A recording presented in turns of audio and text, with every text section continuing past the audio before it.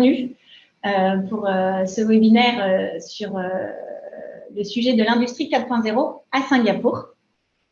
Je vous propose de commencer ce webinaire.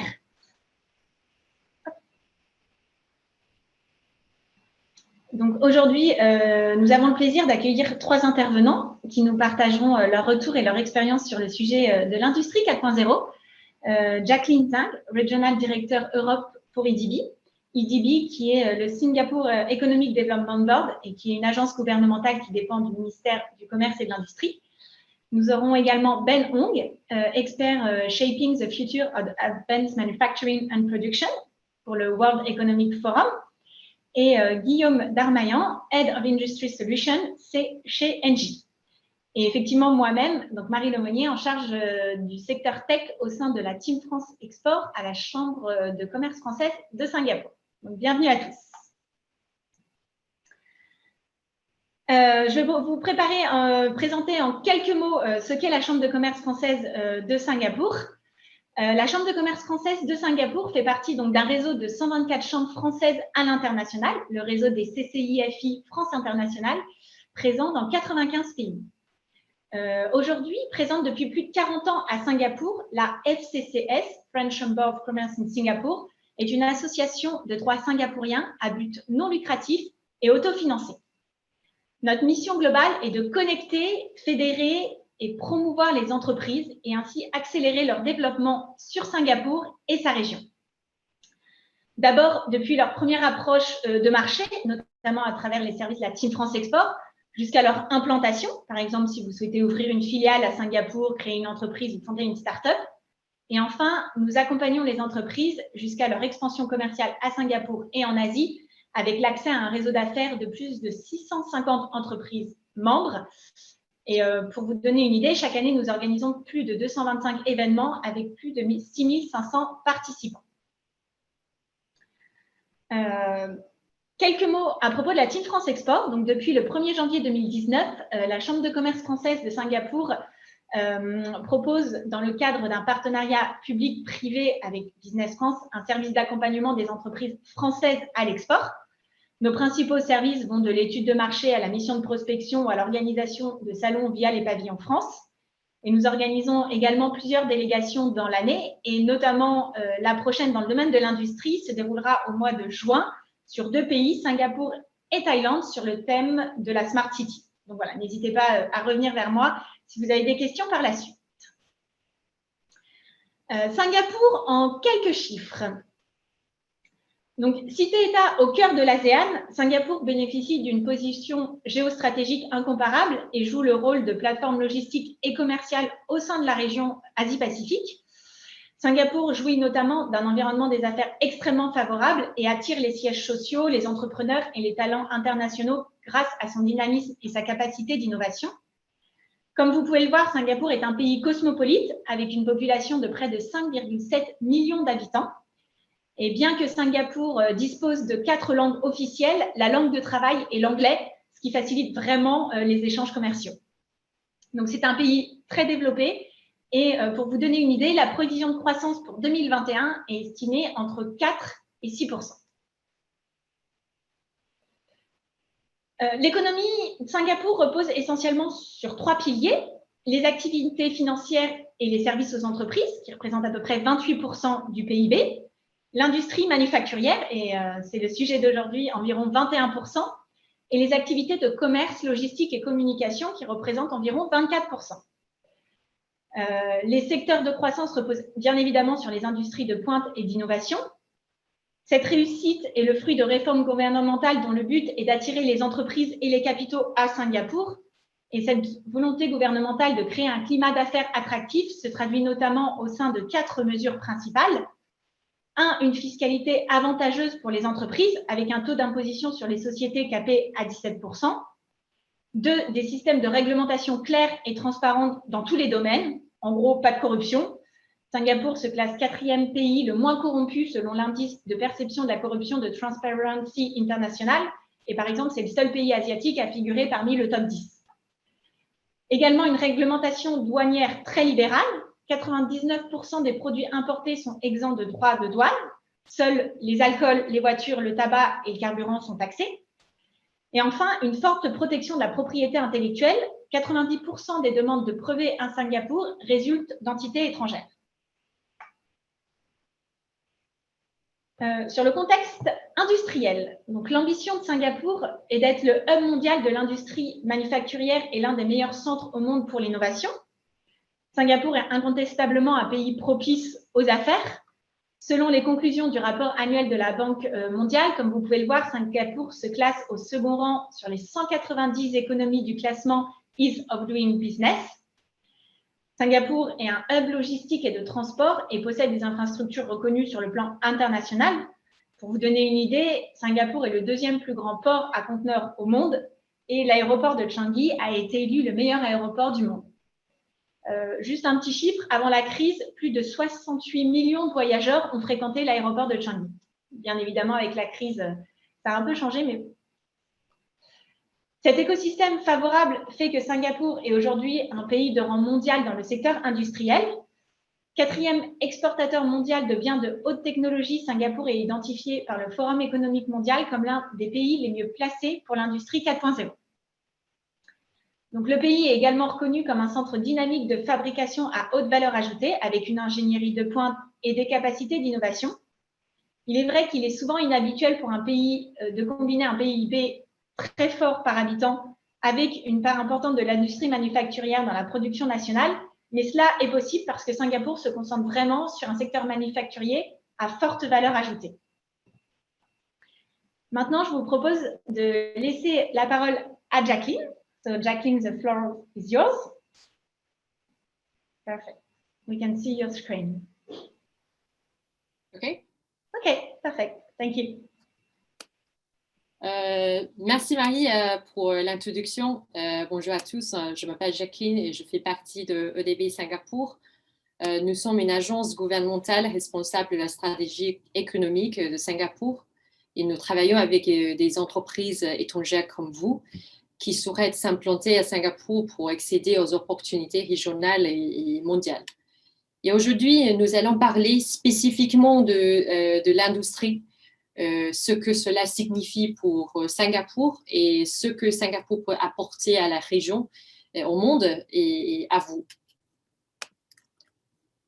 Et en fait, le secteur industriel est un pilier important de l'économie de Singapour depuis notre indépendance en 1965. Et beaucoup de gens sont surpris d'apprendre qu'aujourd'hui, il représente environ 21% de notre PIB, comme Marie l'a dit. Et au cours des dernières décennies, nous avons réussi à occuper des positions de leader dans des secteurs tels que l'aérospatial, les sciences biomédicales, la chimie et l'électronique. Par exemple, nous sommes aujourd'hui le 4e exportateur mondial de produits de haute technologie en termes de valeur ajoutée, juste derrière la Chine, l'Allemagne et les États-Unis. Notre vision aujourd'hui n'est pas seulement de maintenir la compétitivité des secteurs dont je viens de parler, mais de faire de Singapour un centre de fabrication de classe mondiale pour les entreprises, pour l'innovation et les talents. Et pour réaliser cette vision, nous nous concentrons sur 4 piliers. Le premier, Grow, consiste à aider les entreprises existantes ou nouvelles à développer leur activité et leur opération grâce à une collaboration avec les partenaires technologiques et les prestataires à Singapour. Le deuxième, Build, consiste à développer de nouvelles compétences et capacités en matière d'innovation et de talent dans nos communautés académiques et de recherche. Le troisième, Transform, c'est aider les entreprises à transformer, à découvrir les opportunités de transformation à l'aide d'un indice que nous avons développé et dont je parlerai plus tard, afin qu'elles puissent rester compétitives au niveau mondial. Et enfin, Connect, qui consiste à rassembler les industries régionales et mondiales à travers le ITAP, ou Industrial Transformation Asia Pacific, dont je vous parlerai plus tard aussi.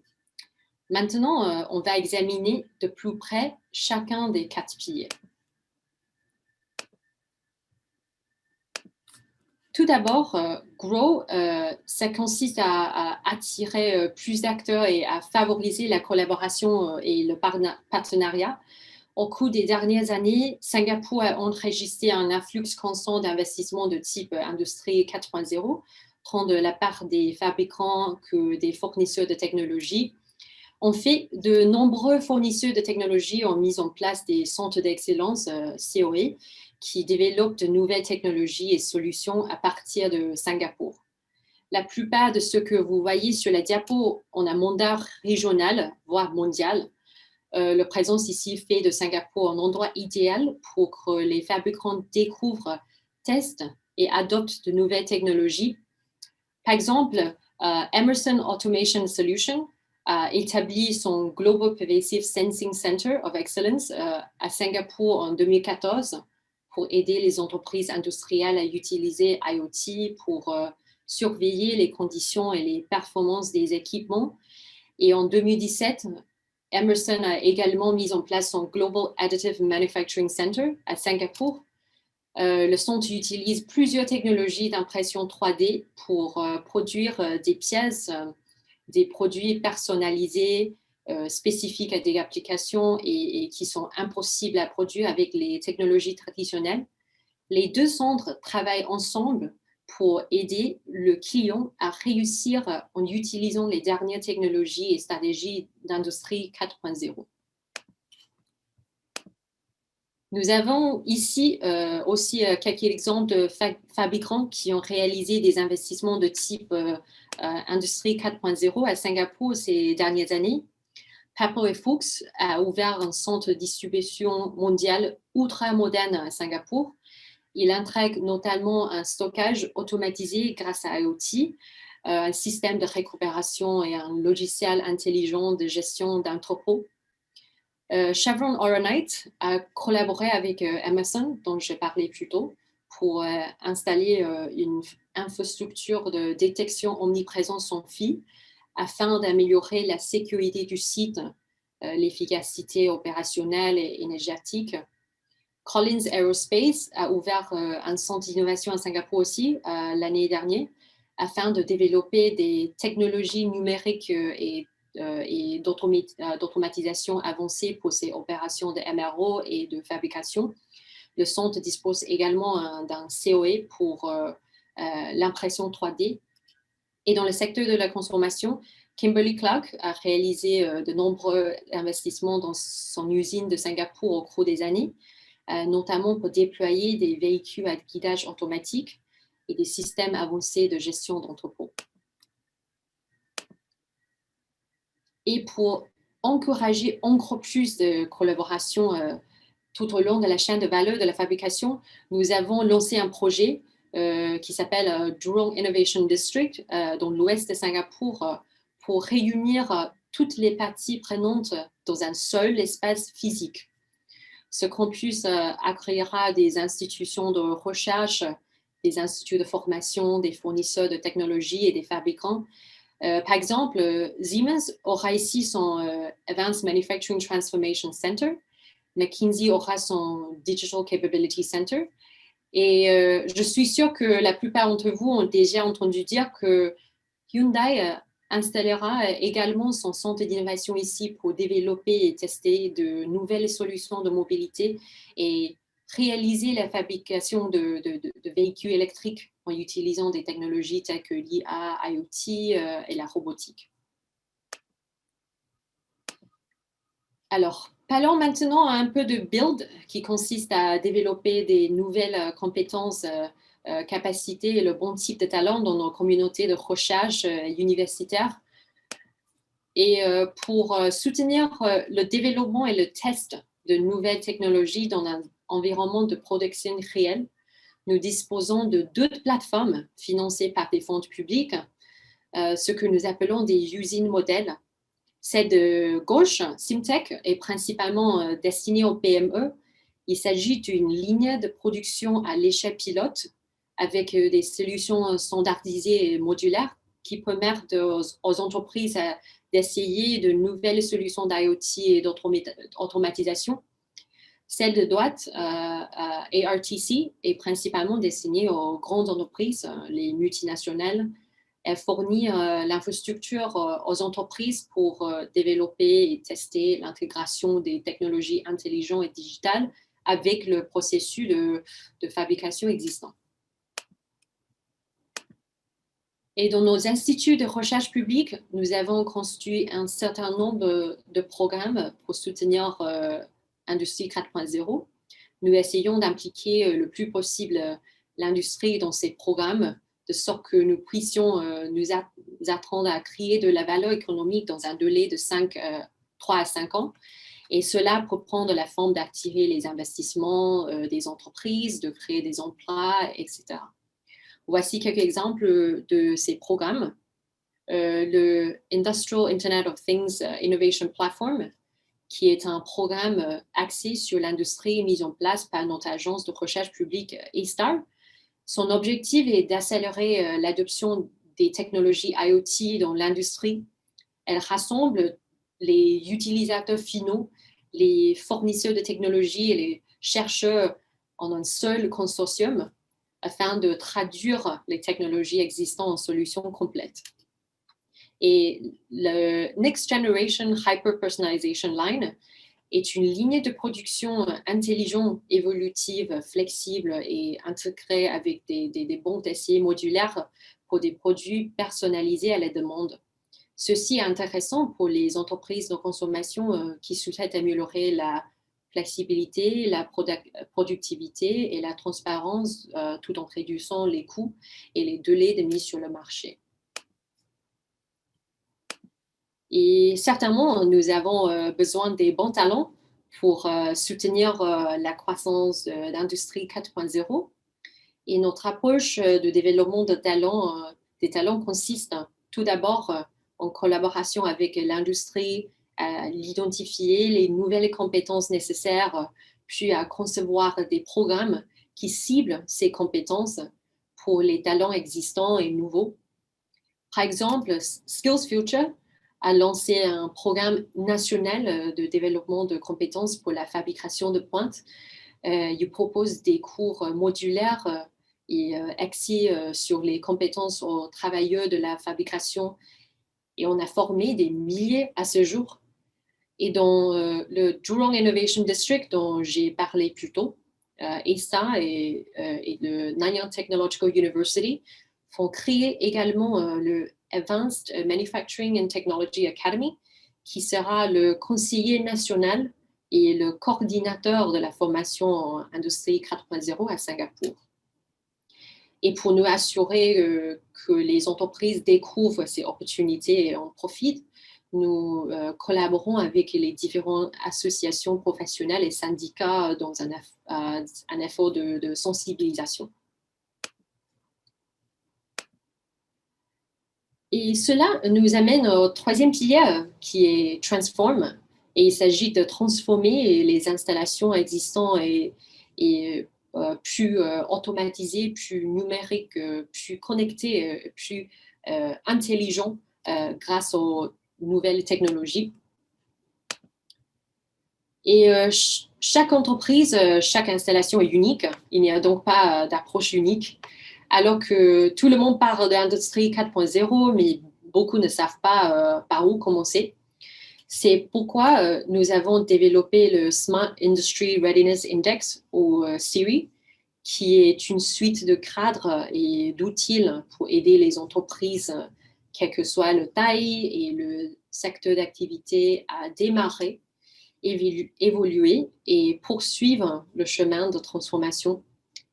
Et SIRI couvre les 3 éléments clés d'Industrie 4.0, qui sont les processus, la technologie et l'organisation, et créer un langage commun pour parler d'Industrie 4.0 et un ensemble commun de normes pour mesurer les progrès. Et mon collègue Ben, qui est un expert à World Economic Forum, vous en dira plus sur SIRI juste après cela. Donc, je vais passer au 4e pilier qui est Connect. Alors, Connect vise à rassembler la communauté industrielle mondiale et régionale lors de ITAP, Industrial Transformation Asia Pacific, qui est l'événement phare de l'industrie 4.0 en Asie. ITAP a débuté en 2018 en tant qu'édition asiatique de Hannover Messe, le plus grand salon industriel du monde. Il est depuis devenu l'événement phare de l'industrie en Asie. En 2019, il a attiré plus de 350 exposants de 23 000 visiteurs et 27% des visiteurs étaient des cadres de niveau C. Et en raison de Covid-19, la dernière édition de ITAP a eu lieu de façon virtuelle en octobre dernier. Elle a présenté 87 exposants et attiré 5 000 participants uniques. Parmi les participants, 26% étaient des grades de niveau C. Et ITAP crée vraiment des opportunités pour des participants de se tenir au courant des tendances et des opportunités, échange d'idées, meilleures pratiques et construire des partenariats et alliances. Ce qui différencie ITAP des autres événements de ce type dans la région, c'est le fort élément d'apprentissage. Pour l'édition 2019, les cadres de l'industrie, les étudiants, les leaders syndicaux ont eu l'occasion d'apprendre davantage sur Industrie 4.0 grâce à des visites guidées, des sandbox et des visites d'installation hors site. Pour l'édition 2020, il y avait des plateformes d'apprentissage digital et interactif qui encouragent les participants à apprendre, à explorer, à imaginer.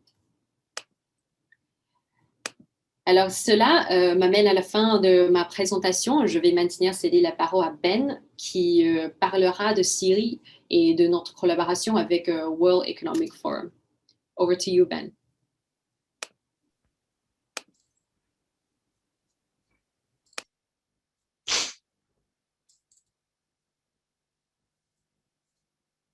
Hi everyone, thanks so much, Jacqueline. Sorry, I cannot speak French yet. So I'll be doing this short presentation in English. So my name is Ben. I'm from the World Economic Forum. Actually, I was seconded from EDB. That's why I think Jacqueline mentioned that I was previously a colleague. So I think I'll spend just a quick 10 minutes just to share with everyone here what this initiative that we have with the World Economic Forum, and maybe how the French community here can actually take value from this and also maybe consider participating in some way or another. So I'll do two things. Number one, I'll just introduce to everyone what the Smart Industry Readiness Index is. Essentially, it is a suite of frameworks and tools that's designed to help manufacturers, regardless of their size and industry, to kind of catalyze their Industry 4.0 or manufacturing transformation journey. And it covers, in our view, all the core elements in this fourth industrial revolution: process, technology, and organization. So this just to give everyone a little brief history on this whole program. Maybe not everyone is familiar fully. So this started out as a single framework with a self-diagnostic tool back in 2017. The intention that why the Singapore government first came up with this is because we wanted to accelerate some form of digital transformation within our industrial and manufacturing sector. However, we face quite a lot of resistance and pushback for a whole bunch of reasons, such as some people don't know or not familiar with this space. Some people are not sure in terms of how their production facility is in terms of their maturity. So if they don't know where they are, they kind of not very sure where they get started. And even if some people know the current state of their plants, then in terms of the prioritization of identifying the high impact areas, then some people struggle with that as well. So this whole variety of feedback that we got from the industry, we went ahead to create this in 2017, a simple framework to teach people what Industry 4.0 is and the key concepts, and then provide a self-diagnostic tool for companies to kind of get started to kind of evaluate themselves. When we launched this in 2017, I think there was a very, very strong take-up. more than 1,000 companies and organizations reached out to us, not just within Singapore, but also in the region to say, how can we do this? How can we use it? So as the industry went to use it along, we had, I think, two main feedback. Number one, they asked if they could have more programs and tools and concepts to supplement the existing self-diagnostic tool for self-evaluation. Number two, they fed back that the self-diagnostic process is inherently problematic for two reasons. Number one, they said that not every company have the adequate in-house knowledge to do the self-assessment adequately. If you don't understand the terms, you don't understand the concepts, then you actually cannot administer it properly. The second one was objectivity, because they got their in-house team to do it. Some people were not completely neutral in evaluating themselves. Like you can see some either some under declaration for people who are a bit more humble, or some over declaration for people who have maybe been not doing their job for the last 3 years and their boss come to check. So we heard the industry and we went ahead to actually expand the entire CIRI initiative. So we have now, I think, more than 10 different concepts and products and tools that companies can use. They're all public. And we also created what we call the official CIRI assessment program, which is where independent assessors will actually come down and do the evaluation for companies. So then to make sure that the assessment is both accurate and objective. And so this is just a quick 101 in terms of the history of CIRI. And so where did the World Economic Forum came in is when in Davos 2019, our senior minister, Tharman Shanmugaratnam, actually sits on the board of trustees at the forum. So he shared this ongoing initiative with his fellow board members, and the response was quite positive. They said that, hey, this is actually a very good program that Singapore is doing, and they can definitely bring more value to not just Singapore, but the entire global community. And if we can imagine, if we can have, through the forum, establish CIRI as a singular, internationally recognized quantitative benchmark and assessment process to benchmark manufacturing plants, then it can actually facilitate for cross geographies, cross locations, multi-company comparison, because everyone internationally uses the one single framework. So after this suggestion, there was many discussions between the World Economic Forum and EDB. And so we actually went ahead to actually formalize a 24 months, which is around 2 years, internationalization program. So what the intention is, we want to evolve CIRI from just a Singapore program to one that is accepted and deployed internationally. So right now, we urge everyone on this webinar to not see this as a Singapore initiative anymore, because it no longer is, but it's a World Economic Forum program that we are working with them to push. So between the forum, EDB, and then some of our industry partners, we form an 8-man team. I think it will be 9-man team to actually make this entire internationalization exercise a reality. So, which is why I'm actually seconded to Geneva, to actually lead this project team. So what is this, the game plan for this internationalization program? Number one, since it was launched last year in September, the last 6 months now, we have actually been training certified CIRI assessors globally, so that we can build a pipeline of qualified individuals to actually do the official CIRI assessments, or OSA. So today, the target was actually 75 CSAs, but as of today, we have actually trained more than 100 certified CIRI assessors internationally. And by April, with the only geography where we will not have CSAs is Antarctica and the Arctic. Every other continent, we will have CSAs to provide the assessments. So between now and the end of this year, the objective is to actually reach out to engage the manufacturing community leaders, governments, trade associations, businesses, to encourage them to actually take up them or their network to take up the official CIRI assessment.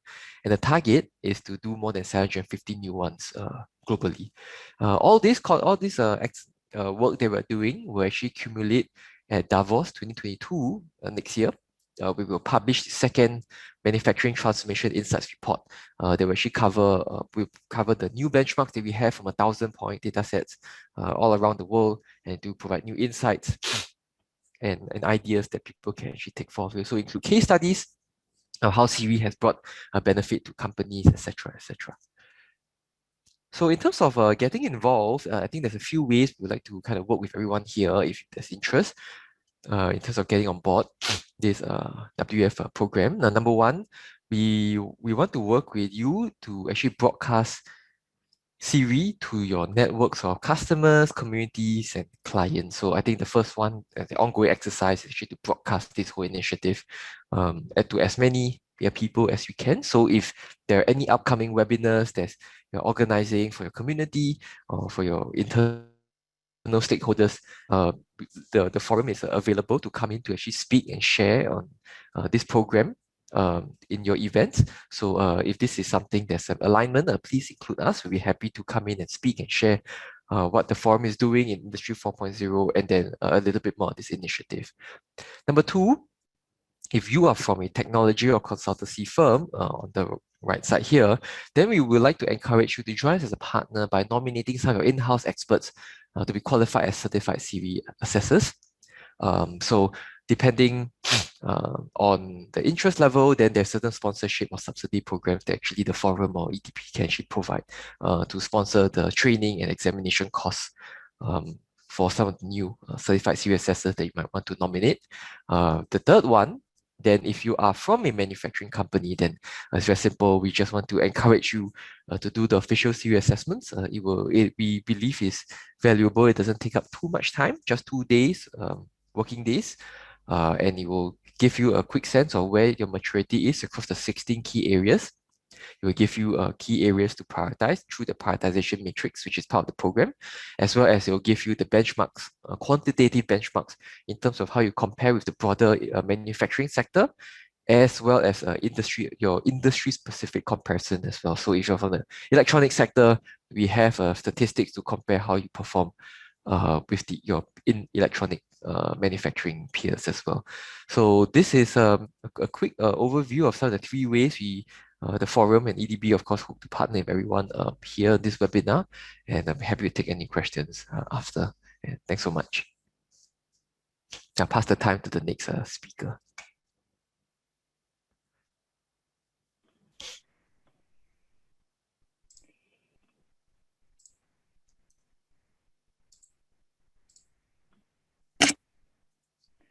Can you see my screen and hear me?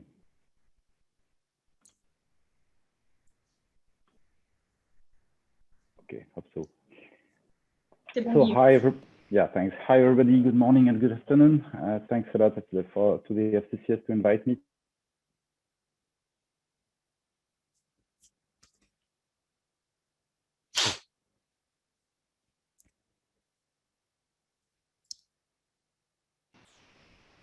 For me to sit on the panel with the EDB team and the World Economic Forum team. Je vis à Singapour depuis 10 ans. Je suis français. J'ai travaillé pendant 7 ans dans le gas offshore et j'ai rejoint le groupe Engie il y a à peu près 2 ans pour développer notre business pour les clients industriels en Asie du Sud-Est. Je n'ai pas passé trop de temps à présenter Engie. Je pense qu'entre la CCS et EDB, on doit être l'organisation la plus connue du webinaire pour les Français. J'espère que tous les Français connaissent notre nom. Je vais quand même rappeler un petit peu ce qu'on fait parce qu'il peut y avoir des trous dans la raquette. Ok, Engie est un distributeur de gaz, ça je pense que tout le monde le sait, c'est le cas. On est un distributeur de gaz majeur dans le monde, de transmission et distribution de gaz, mais d'énergie en général, des réseaux de pipeline en France bien entendu, mais aussi en Amérique du Sud et un petit peu partout dans le monde. Ce que les gens connaissent de temps en temps un peu moins, c'est qu'on est aussi un très gros producteur d'électricité. On possède plus de 100 gigawatts de install capacity de par le monde, principalement et uniquement de la production low carbone. Sur ces 100 gigawatts, nous avons 25 gigawatts, donc 25% à peu près, de renouvelables, qui est principalement du solaire, de wind turbine et de l'hydro. La troisième partie qui va nous intéresser plus aujourd'hui, c'est ce qu'on va appeler Energy and Smart Solutions, où en fait on a leveragé sur les skills qu'on avait développés sur les 2 premières briques que je vous ai présentées, pour essayer de supporter nos clients à réduire leur énergie consumption et leur CO2 footprint. Aujourd'hui, c'est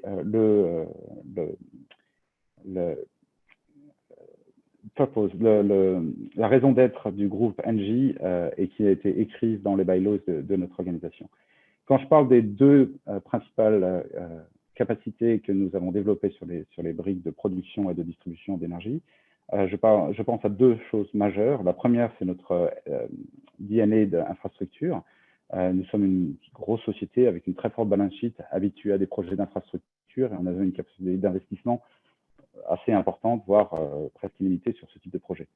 La deuxième chose, c'est nos capacités techniques. On est une société d'ingénieurs, on est une société très technique, et dès qu'on parle un petit peu d'énergie, on peut se vanter d'être parmi les leaders en termes de technologie et d'ingénierie.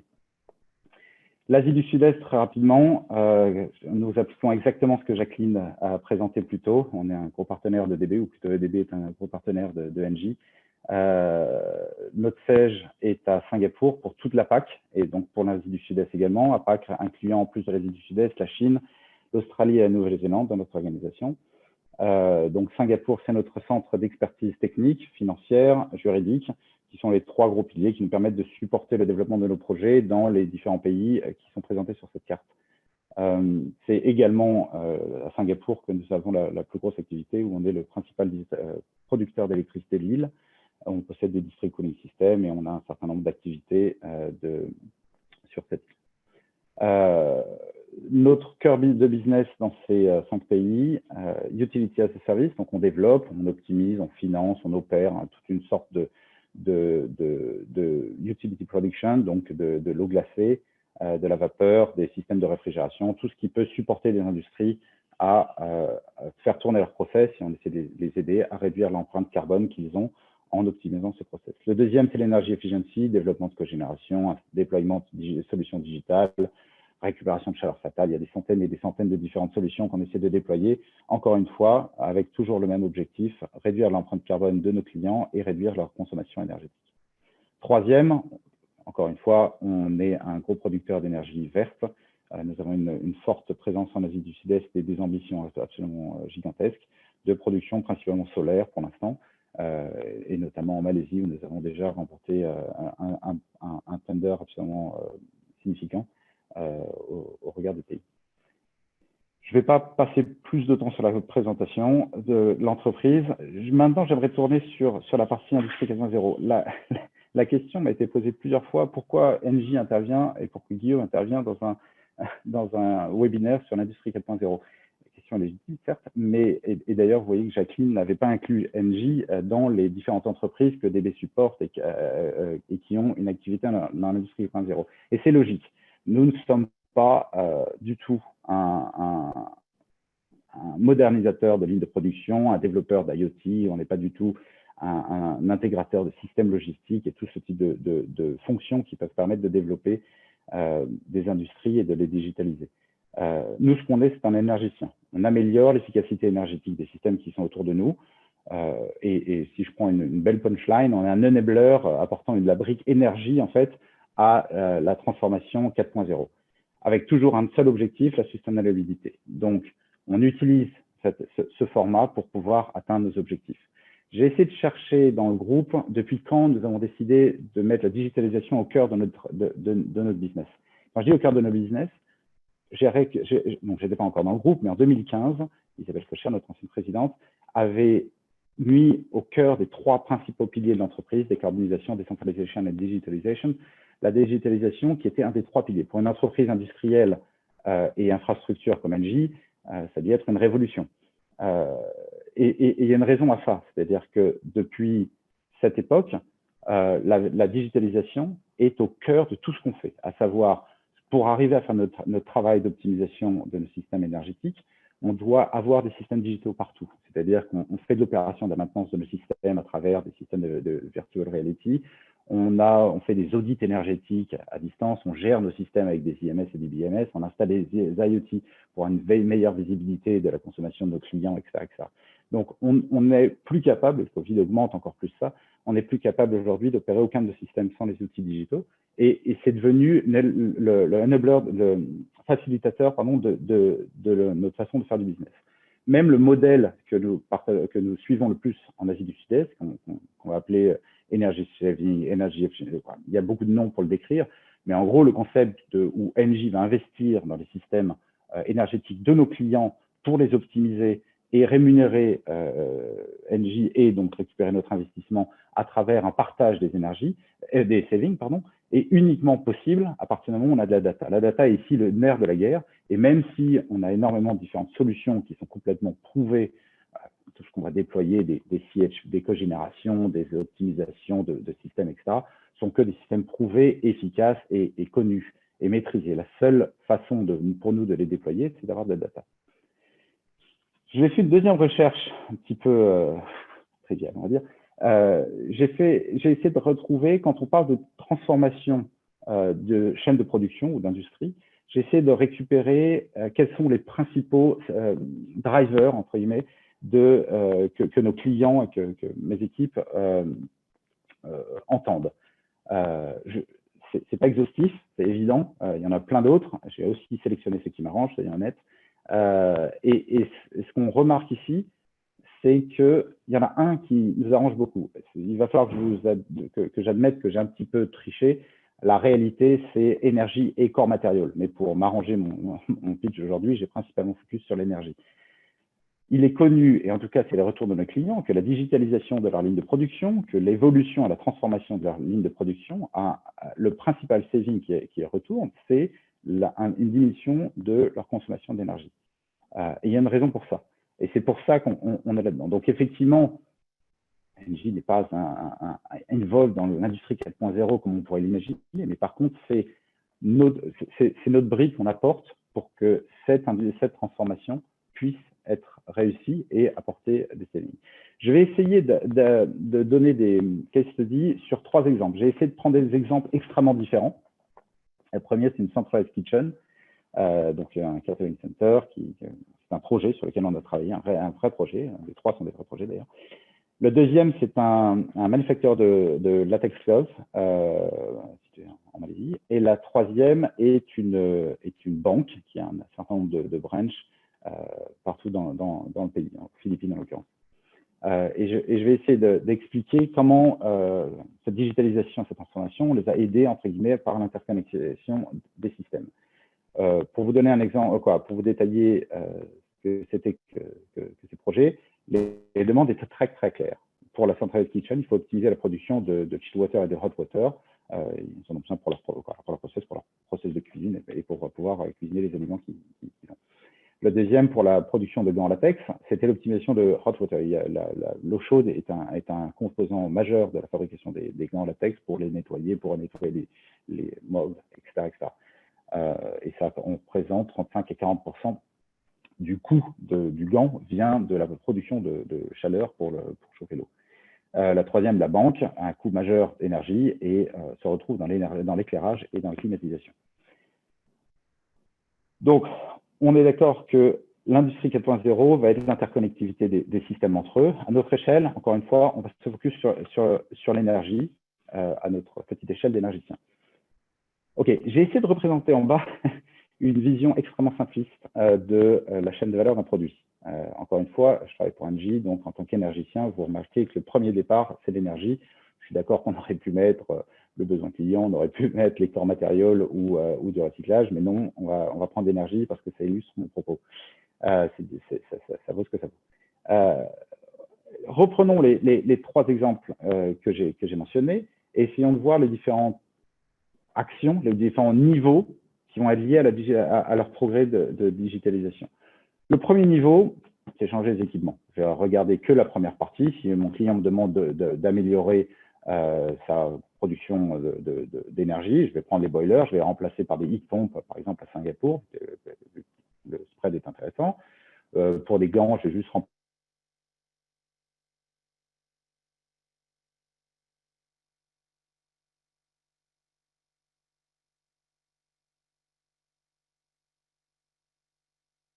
système avec meilleur rendement, des cogénérations, trigénérations, ce type de technique. Commencer à monitorer, de mettre un minimum de data, la base.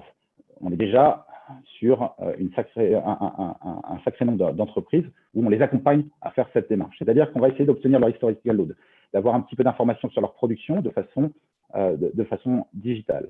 Ça va nous permettre de déployer des systèmes plus flexibles, par exemple, pour les adapter à des part loads, pour les adapter à leur production, mais de façon assez indépendante, on va dire. On va redimensionner les équipements en fonction du nombre de gants qui vont être produits, en fonction des chaînes de valeur, etc. La troisième partie, on va commencer à intégrer les différents. Alors, vous voyez que j'ignore complètement la partie supply chain et customer. Non pas que je ne suis pas intéressé par les clients et par les supply chain. Supply chain est un gros pôle de mes clients et les clients sont les plus importants. C'est juste que pour illustrer, je vais me concentrer sur l'énergie transformation et la matériel transformation. Si on commence à interconnecter ces deux parties, on va pouvoir commencer à faire de la production de chez nous. C'est-à-dire qu'on va pouvoir adapter nos systèmes énergétiques à la transformation et à l'usine de production, à la chaîne de production. Donc, en gros, on va mettre des cycles de production, des modes de production qui vont, par des systèmes statistiques, qui vont nous permettre d'adapter la production selon le type de produits qui vont être cuisinés. Est-ce que ça va être des salades où il faut plus d'eau froide pour les nettoyer ou des hachis fermentés où il faut de la chaleur pour les cuire? C'est un peu simpliste, mais je ne suis pas un grand cuistot. Pour les gants, bien entendu, selon le type de gants, on va changer la chaleur, la température, on va changer les flots, ce type de choses. La troisième, pour les banques, ça paraît simple, on va juste se dire qu'en fonction des jours de la semaine, en fonction du nombre de personnes dedans, etc., on va juste changer les systèmes de climatisation et les systèmes d'éclairage. Là, déjà, on couvre 70% de nos clients qui en sont qu'on aide à atteindre ce niveau-là. Mais le niveau final, et là, par contre, on est obligé d'intégrer toute la chaîne de valeur. Et encore une fois, je sais qu'elle est très simpliste ici. On va prendre la supply chain, on va prendre des clients, on va connecter tout ça, on va mettre ça dans un système de big data avec des data scientists, avec de l'intelligence artificielle, avec de l'interconnexion avec des différentes parties.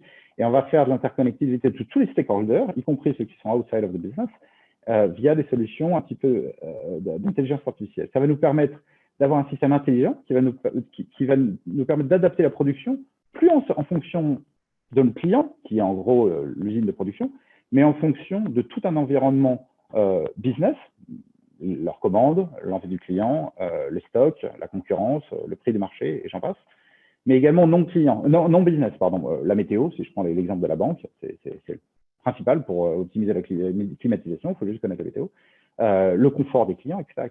Donc vraiment, on va pouvoir reprendre un certain nombre de domaines qui n'ont jamais été mis dans notre petit environnement d'énergicien.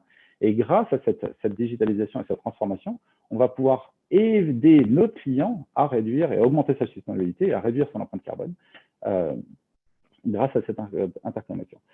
Pour conclure, parce que je vois que le temps tourne et je prends toujours trop de temps, on sait donc que si on lit tous les articles de journaux sur l'industrie 4.0, et je suis sûr que vous êtes pour la plupart plus experts que moi sur ce domaine, on sait que ça va créer des enjeux majeurs dans cette transformation. Les lignes de production se digitalisent, ça fait une révolution. Et même nous, à notre petit niveau d'énergicien, donc encore une fois, qui se focus sur une partie très très faible de cette chaîne de valeur, faible mais très stratégique, on observe des remises en question majeures. Business, technologie, on n'utilise plus du tout les mêmes technologies une fois qu'on a ce type de choses. Business, parce que ça change les risk profiles de nos projets, de nos investissements, etc. Organisationnel, ça paraît logique, sociétal et environnemental. Et c'est là qu'il y a un sujet qui nous tient à cœur et sur lequel maintenant on commence à travailler. Est-ce que ce sera la 5.0 ou la 4.5, je ne sais pas. Mais c'est toute cette digitalisation a elle-même une empreinte carbone. Et c'est toujours une balance à essayer de trouver pour Engie, de se dire qu'il faut arriver à aider nos clients à digitaliser leurs outils pour pouvoir faire des energy efficiency, en admettant que c'est leur seul objectif, mais qu'il faut quand même faire attention à ce que la solution ne devienne pas une contrainte. Et ça devient des débats qui sont absolument passionnants pour savoir comment arriver à obtenir cette transformation sans que cette transformation ait une empreinte carbone qui en fait nous provoque un déplacement du problème. C'est l'objectif je vais rendre la main maintenant à nos amis de la SCCS. L'objectif de mon débat ici était vraiment juste de montrer que même quand on n'est pas un énergicien, quand on est juste un énergicien, pas un spécialiste de l'industrie 4.0, cette transformation peut être un business révolutionnaire pour nous et peut nous apporter énormément de business, transformer notre business et même une entreprise de la taille d'Engie, qui fait quand même 61 milliards de chiffre d'affaires, donc un petit peu disons, lourde à déplacer, est capable de se révolutionner complètement et s'adapter à ces modèles pour son propre profit et pour l'évolution de nos clients. Over to you.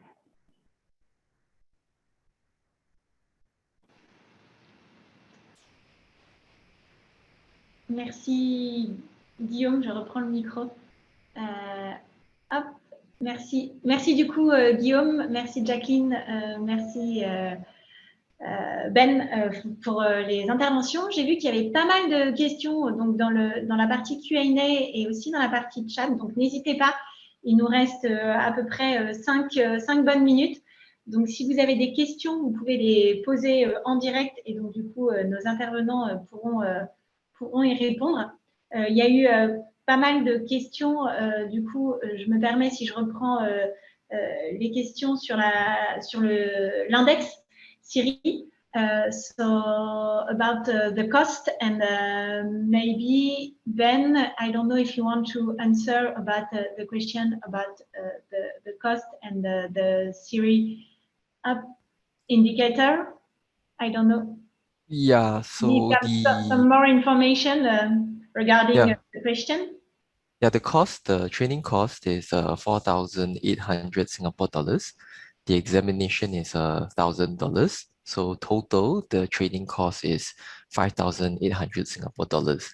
We encourage everyone to take part, but it is very difficile. The passing rate is 60%. So if you guys sign up, please study for it. A lot of people thought it's a bit easy, so they fail, and it's $1,000 gone. So the pass rate is 60%. Okay, thank you, Ben. Just let me check if there is other question. I think there was a question about recycling industry.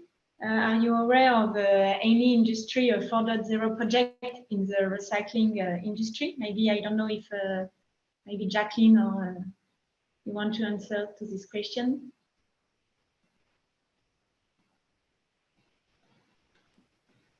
I think a few of us, Ziling and I, have already responded in the chat. There are a few initiatives really underway in our national environment agency, and I've also pointed to the Alliance to End Plastic Waste, which actually has quite a number of consumer companies inside.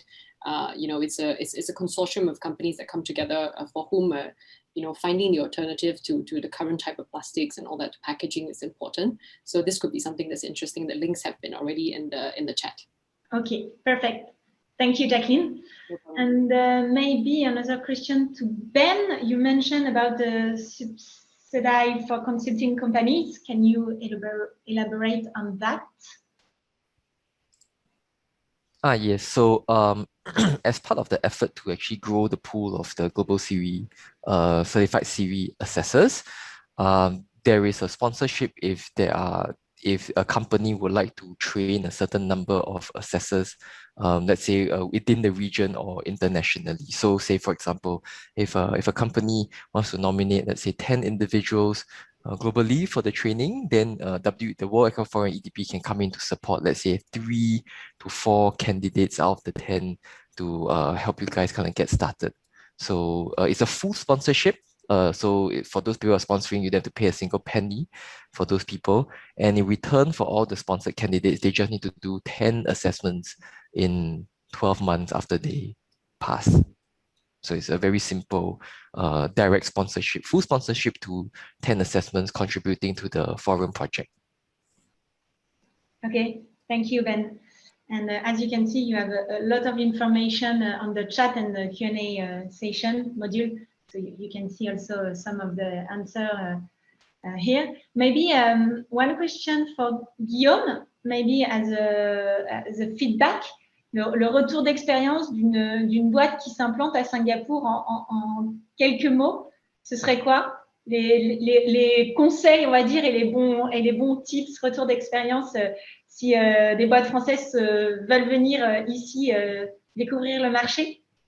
C'est une question un petit peu difficile pour une personne qui n'a jamais vraiment travaillé en France. J'ai quasiment 80% de mon expérience professionnelle en Asie. C'est de toute façon un marché très dynamique, très porteur. Et je dis pas ça parce que EDB est dans le call, mais effectivement, les autorités singapouriennes principalement sont extrêmement supportives à l'entrepreneuriat, extrêmement supportives au développement du business. Et dès que le projet s'essence, je voudrais dire qu'il y a relativement peu de portes qui sont fermées. Et le plus important est la rapidité sur laquelle le business va. Je ne vais pas commenter la lenteur administrative française ici, mais disons que l'Asie du Sud-Est et Singapour principalement a une capacité de développement de business qui est absolument incroyable par rapport à ce qu'on peut voir en France. Pour donner un exemple, on est en train de travailler sur un certain nombre de projets où on investit dans des solutions pour un client. Le client développe 2 usines, une en France et une à Singapour. L'évolution du projet dans les 2 pays qui a commencé en même temps est révolutionnairement, n'a absolument rien à voir. Donc, c'est vraiment la différence, c'est juste à quel point l'écosystème est complètement boosté par une croissance régulière et pérenne. Merci Guillaume. Je suis en train de voir un petit peu les questions au fur et à mesure. Il y a une question. Is it possible to propose a technology to the test space? Who can I contact? Je ne sais pas si Jacqueline, maybe. I imagine that Dominique, you're referring to the the model factories that I talked about earlier. Is that right? If that's the case, you feel free to reach out to me. We can provide more information on those, how you can work with those platforms.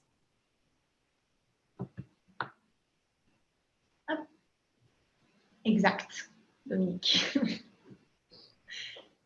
Thanks, Jacqueline. Je pense qu'on va arriver, parce qu'on termine bien à l'heure, à la fin de ce webinaire. En tout cas, j'en profite tant que tout le monde est connecté. N'hésitez pas, si vous avez des questions suite à ce webinaire, à revenir vers nous, que ce soit donc le French Chamber of Commerce in Singapore, côté EDB ou UNG. En tout cas, merci aux 3 speakers. Thank you very much to Jacqueline, Ben, and Guillaume for your presentation and sharing this information and experience with us. Thank you very much. Merci au forum CCI France Internationale, voilà, d'organiser ces 2 jours aussi d'information auprès des entreprises. Et voilà, n'hésitez pas en tout cas, si vous avez des questions complémentaires, à revenir vers nous. On sera voilà, ravis d'y répondre. Merci à tous et puis une très bonne journée pour ceux qui sont en France et une bonne fin de journée du coup pour ceux qui sont à Singapour puisque la journée est déjà bien entamée. Un grand merci à vous et à bientôt.